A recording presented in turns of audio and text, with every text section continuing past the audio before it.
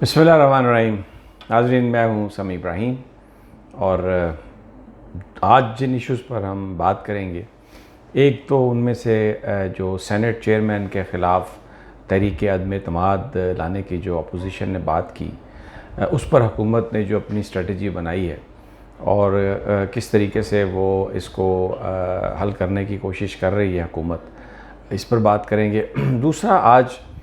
اداریہ Dawn اخبار نے ایک لکھا ہے اور جو آرمی چیف نے بیان دیا تھا، جس میں این ڈی یو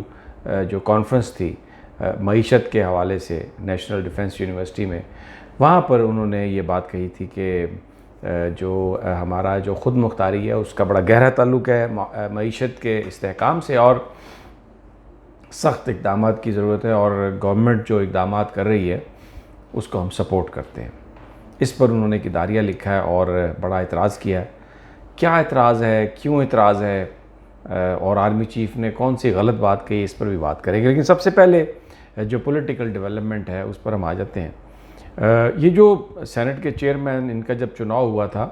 تو آصف علی زرداری صاحب نے ان کی مدد کی تھی، پیپلز پارٹی نے ان کو ووٹ دیے تھے۔ اب یہ کہا جا رہا ہے کہ آل پارٹیز کانفرنس میں یہ فیصلہ ہو گیا اور یہ کہا جا رہا ہے کہ سینٹ چیئرمین کو ہٹایا جائے تاکہ اس سے ایک شروعات ہوں اور جو انسٹیبلٹی ہے گورنمنٹ کی اس کا تاثر آ سکے، کیونکہ اپوزیشن حکومت کو ہلانا چاہتی ہے۔ لیکن حکومت نے بھی اس حوالے سے اپنا ایک اسٹریٹجی بنائی، جس میں ابھی تک جو صورتحال سامنے آئی ہے اس میں کوئی 15 سے 20 اراکین ہیں صوبائی اسمبلی کے، نون لیگ سے جن کا تعلق ہے، پنجاب سے۔ انہوں نے بنی گالہ میں ملاقات کی ہے چیف منسٹر کے ہمراہ، پرائم منسٹر سے، اور یقین دلایا ہے تحریک انصاف کی قیادت کو کہ وہ ان کے ساتھ ہیں۔ اور کیوں ان کے ساتھ ہیں، کس چیز سے وہ بددل ہوئے ہیں، تو جو حکومتی اداروں کے حوالے سے جو بیانیہ ہے جناب نواز شریف صاحب کا، اس کو وہ ان لوگوں نے ریجیکٹ کیا ہے۔ اور یہ لوگ اپنی گفتگو میں، جو سورسز نے ہمیں بتایا، شہباز شریف صاحب کو مسلم لیگ نون کا لیڈر تسلیم کرتے ہیں، اور ان کا یہ کہنا ہے کہ جو بیانیہ شہباز شریف صاحب دے رہے ہیں، جو پالیٹکس شہباز شریف صاحب کر رہے ہیں، وہ ان کو قابل قبول ہے۔ اب جو اطلاعات آ رہی ہیں اس کے مطابق سینٹ میں بھی اسی طرح کا ایک گروپ جو ہے وہ بنا ہے، اپوزیشن کی جماعتوں پر مبنی۔ کوئی 6 سے 7 سینیٹر ایسے ہیں جنہوں نے ابھی تک حکومتی بینچوں کو یقین دلایا کہ ہم جو تحریک عدم اعتماد ہے جو اپوزیشن لانا چاہ رہی ہے، اس میں ہم سپورٹ نہیں کریں گے اپوزیشن کی۔ قومی اسمبلی کے اندر بھی کوئی 10 کے لگ بھگ اراکین ہیں جو جن کا تعلق نون لیگ سے ہے، اور ان کے ساتھ حکومت کی بات چیت ہو رہی ہے۔ حکومت یہ کیوں کر رہی ہے؟ 2-3 وجوہات ہیں۔ ایک تو تحریک انصاف کی قیادت الائز کی طرف سے جو ان پہ پریشر پڑتا ہے، جس کو کچھ جو تحریک انصاف کے لوگ ہیں وہ سیاسی بلیک میلنگ کہتے ہیں، اس سے وہ بچنا چاہتے ہیں۔ دوسرا، ایک پرابلم آ رہی ہے لیجسلیشن میں، کیونکہ اگر ان کے ساتھ یہ اراکین ہوں تو سینٹ میں اگرچہ اکثریت نہیں ہے، لیکن پھر ماضی میں نون لیگ کی گورنمنٹ بھی یہ کرتی رہی ہے کہ وہ جوائنٹ سیشن بلا کے آپ لیجسلیشن کر سکتے ہیں۔ تو جو بلیک میلنگ ہے، سیاسی حکومت اس سے جان چھڑانا چاہتی ہے، اور لیجسلیشن کے حوالے سے پھر یہ اسٹریٹجی بنا لی جائے گی کہ ایک جوائنٹ سیشن بلا کے تو اس میں وہ ساری کی ساری لیجسلیشن کر لی جائے۔ دوسرا، جو یہ نون لیگ کے اراکین ہیں، ان کو تحریک انصاف کوئی اپنی جماعت میں شامل نہیں کر رہی۔ تحریک انصاف بیسیکلی جو اس وقت شہباز شریف صاحب نے جو بیانیہ اپنا بنایا ہے، اور انہوں نے اور ان کے اور مریم صاحبہ کے اور نواز شریف صاحب کے جو اختلافات کھل کر سامنے آئے ہیں، حکومت ہر طرح سے یہ کوشش کر رہی ہے کہ جو لوگ اس وقت اس پوری لڑائی میں شہباز شریف صاحب کے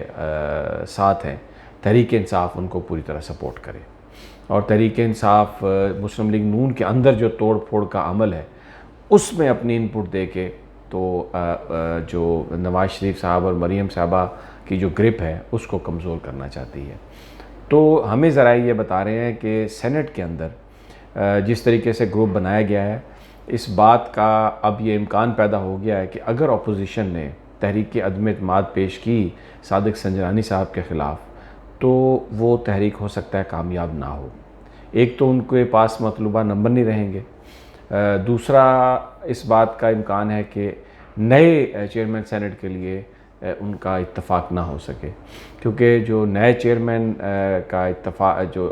ہے انتخاب، وہ سب سے وہ اہم بات ہے۔ تو یہ جو ساری صورتحال ہے، اس میں حکومت نے اب جو اپنی اسٹریٹجی بنا کے بڑے انتہائی ایگریسولی وہ آگے بڑھے ہیں۔ اور اس میں ایک بات میں اور عرض کر دوں، اگلے 5 7 8 دنوں میں آپ دیکھیں گے کہ ایف بی آر اور ایف آئی اے کرپشن کے حوالے سے، ٹیکس ایویژن کے حوالے سے بالکل کسی طرح کی رعایت نہیں دی جائے گی، اور بہت بڑی بڑی کمپنیز اور بڑے بڑے لوگوں کے خلاف جو کارروائیاں ہیں وہ ہونے جا رہی ہیں۔ اب ڈان اخبار کے اداریے کا ذکر کر لیتے ہیں۔ ڈان قائد اعظم نے بنایا تھا،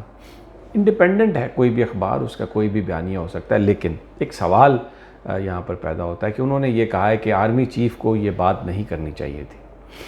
آرمی چیف جو ہیں انہوں نے یہ بات کہہ کے اپنے آپ کو انہوں نے ایکسپوز کیا ہے، اور ان کا جو پارٹیزن ہے اس کا اظہار ہوتا ہے۔ ساتھ میں یہ لکھا ہے کہ کیونکہ آرمی الیکشن بھی کرواتی ہے، تو پھر اس طرح یہ جو اس وقت جو پالیٹکس ہے اس میں یہ کہنا کہ معیشت کے جو سارے سخت اقدامات ہیں ان کی وہ حمایت کرتے ہیں حکومت کی،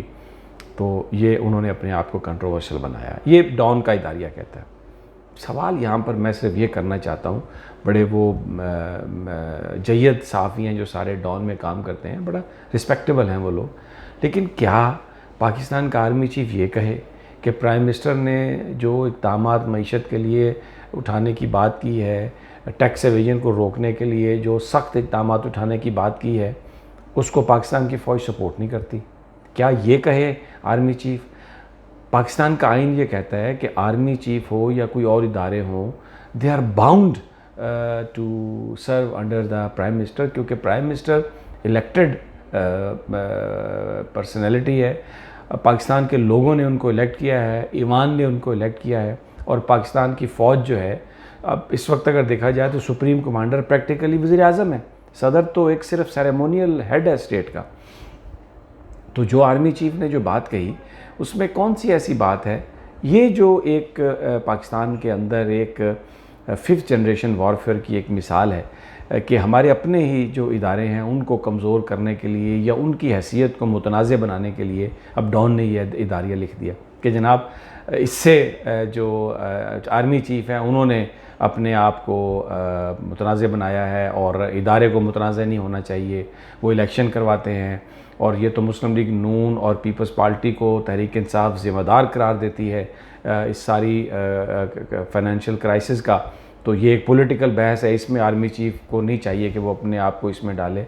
آرمی چیف نے کہیں اپنے آپ کو اس میں نہیں ڈالا، سمپل سی بات کہی ہے کہ جو معیشت کے لیے سخت اقدامات ہیں پہلے نہیں ہوئے تھے، اب ان کو کرنے کی ضرورت ہے، اور پوری قوم یہ کہہ رہی ہے، اور الیکٹڈ پرائم منسٹر ہیں، اور army chief is bound to support and extend all kind of support to the elected government of Pakistan. Dawn کا یہ اداریہ سمجھ میں نہیں آیا، ایسا لگ رہا ہے کہ ایک فیشن سا بن گیا کہ آپ پاکستان کی فوج کو برا بھلا کہیں۔ مجھے نہیں پتہ یہ کس کا ایجنڈا ہے، میں کسی کی حب الوطنی پر بھی شک نہیں کرنا چاہتا، لیکن یہ جو آج انہوں نے اداریہ لکھا ڈان کے یہ شان شایان نہیں تھا۔ میں as a reader, as a Pakistani میں کہہ رہا ہوں، میں ڈان کا ایک ریڈر ہوں، تو میری یہ ایک اوپینین ہے، میری ایک رائے ہے جو میں چاہتا تھا کہ میں یہ دوں رائے کہ اگر آرمی چیف وزیر اعظم کو سپورٹ کرتے ہیں معیشت کے اقدام کے لیے، تو میرا خیال ہے کہ یہ پاکستان کے آئین کے مطابق ہے، اس سے آرمی کی کوئی حیثیت متنازع نہیں ہوئی۔